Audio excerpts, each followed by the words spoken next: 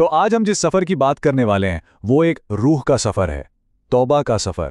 یہ کہانی پشیمانی کی گہرائیوں سے شروع ہوتی ہے اور امید کی ایک کرن تک پہنچتی ہے۔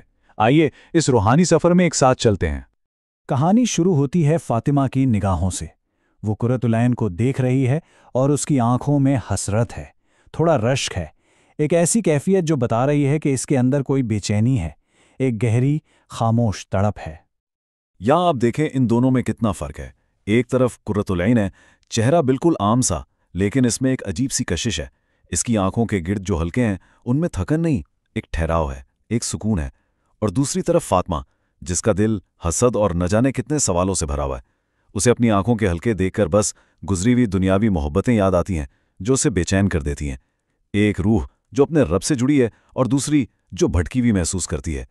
اور پھر فاطمہ کی ساری حیرانی، اس کی ساری بے بسی بس ایک سوال میں سمٹ آتی ہے۔ وہ پوچھتی ہے، قرت، تمہیں ایسے جواب مل کیسے جاتے ہیں؟ یہ صرف ایک سوال نہیں ہے، یہ ایک پکار ہے، ایک بھٹکی ہوئی روح کی۔ تو قرۃ العین کا جواب نہ، وہ ہدایت کے اصل مطلب کو کھول کے رکھ دیتا ہے۔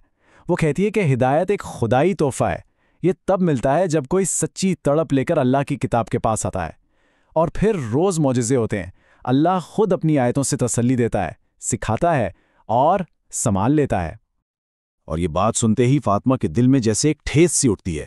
اسے شدت سے احساس ہوتا ہے کہ دنیا کے رشتے کتنے کھوکھلے ہیں، کتنے عارضی، خاص طور پر وہ حرام تعلقات جو انسان کا اندرونی سکون تباہ کر کے اسے اپنے رب سے بہت بہت دور کر دیتے ہیں۔ اسی احساس کے ساتھ اس کے اندر سے ایک اور سوال اٹھتا ہے، بالکل تڑپ کر، میں ایسا کیا کروں کہ اللہ مجھ سے بھی ایسی محبت کرے کہ وہ مجھے بھی تھامے اور اپنی آیتوں سے مجھے جواب دے۔ اس کے لہجے کی بے قراری بتا رہی ہے کہ یہ خواہش کتنی سچی ہے۔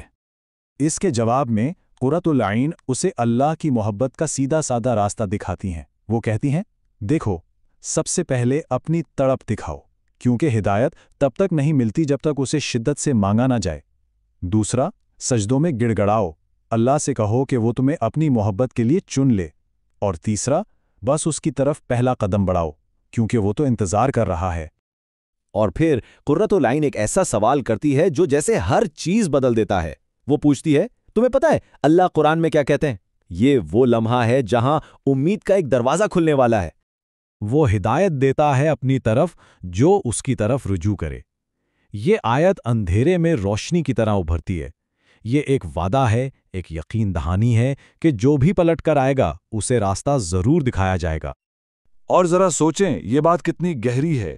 وہ مالک ہے، ہم غلام، لیکن پھر بھی وہ اپنے بے وفا غلاموں کا بھی انتظار کرتا ہے کہ وہ پلٹ آئیں۔ یہ محبت کی انتہا نہیں تو اور کیا ہے؟ اچانک فاطمہ کو ایک ایسی چیز کا احساس ہوتا ہے جو اسے اندر تک جھنجھوڑ دیتی ہے، ایک ایسی حقیقت جو اس کے دل پر بوجھ بن کر گرتی ہے، اس کی نمازیں۔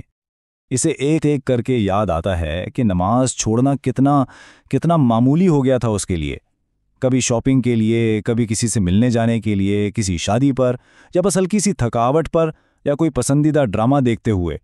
ہر بار سب سے پہلی قربانی نماز کی ہی ہوتی تھی۔ دنیا کی ہر چیز اہم تھی سوائے اپنے رب سے ملاقات کے۔ اور یہ سوچ کر شرمندگی سے اس کا دل ڈوبنے لگتا ہے۔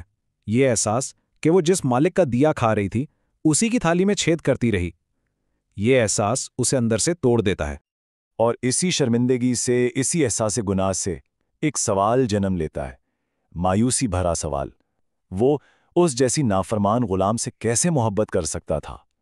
یہ اس کے دل کا سب سے گہرا خوف ہے۔ اب بس اس کے آنسو بہنے لگتے ہیں۔ قرۃ العین آگے بڑھ کر اسے محبت سے گلے لگا لیتی ہے، اور فاطمہ کے جو آنسو خاموشی سے بہہ رہے تھے وہ اب ہچکیوں میں بدل جاتے ہیں۔ کبھی کبھی تسلی کے لیے لفظ نہیں، بس ایک ہمدرد لمس ہی کافی ہوتا ہے۔ اور روتے روتے اس کے اندر کی ساری ناامیدی باہر آ جاتی ہے۔ وہ کہتی ہے، کیا اللہ مجھے معاف کر دیں گے؟ میرے گناہ وہ بہت بڑے ہیں، مجھے تو اپنی کوئی ایک نیکی بھی ایسی یاد نہیں جس کے بارے میں مجھے یقین ہو کہ وہ قبول ہوئی ہوگی۔ لیکن قرۃ العین کا جواب فاطمہ کے خوف کو اللہ کی رحمت سے بدل دیتا ہے۔ وہ کہتی ہے، وہ کیسے معاف نہیں کریں گے میری جان، وہ الغفور ہے، الرحیم ہے۔ جب کوئی بندہ سچی ندامت سے توبہ کرتا ہے نا، تو اللہ خود آگے بڑھ کر اسے تھام لیتا ہے۔ اب بات صرف لفظوں کی نہیں رہتی، قرۃ العین ایک قدم اٹھاتی ہے، وہ الماری سے ایک بہت خوبصورت سفید جلد والا قرآن نکالتی ہے۔ اسے دیکھ کر ہی اندازہ ہوتا ہے کہ اسے کتنی محبت اور چاہت سے رکھا گیا ہے۔ یہ امید کی ایک جیتی جاگتی شکل ہے۔ فاطمہ اس قرآن کو دیکھتی ہے اور یاد کرنے کی کوشش کرتی ہے کہ آخری بار اس نے قرآن کب پڑھا تھا، پر اسے کچھ یاد نہیں آتا۔ یہ ایک چھوٹا سا لمحہ اس کی اپنے رب سے دوری کی پوری کہانی کہہ جاتا ہے۔ قرۃ العین قرآن کھول کر اس کے سامنے کرتی ہے اور کہتی ہے، تم پوچھ رہی تھی نا کہ یہ کتاب میرے سوالوں کے جواب کیسے دیتی ہے، تو یہ دیکھو، یہ رہا تمہارے سوال کا جواب۔ فاطمہ ایک دم شرمندہ ہو کر پیچھے ہٹتی ہے، کہتی ہے میرا وضو نہیں ہے، لیکن قرۃ العین نرمی سے مسکراتی ہیں، کوئی بات نہیں، میں نے پکڑا ہوا ہے۔ یہ چھوٹا سا لمحہ یہ دکھاتا ہے کہ دین سختی کا نہیں، محبت اور آسانی کا نام ہے۔